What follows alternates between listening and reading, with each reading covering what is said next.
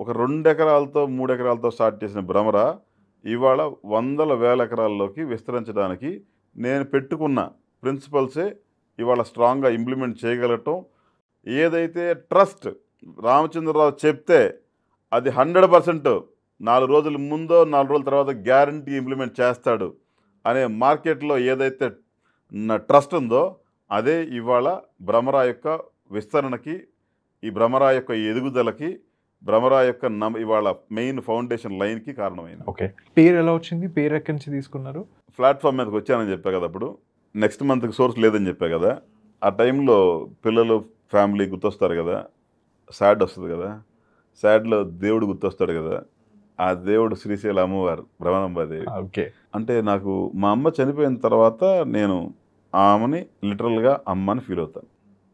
నేను ఎన్నో సార్లు లాట్ ఆఫ్ హైట్స్ నుంచి పడిపోతుంటే నన్ను సేవ్ చేసిందని నేను బలంగా నమ్ముతాను. ఆమె పేరే పెట్టుకున్నాను. ఆమె బ్లెస్సింగ్స్‌తో ముందుకెళ్తున్నాను.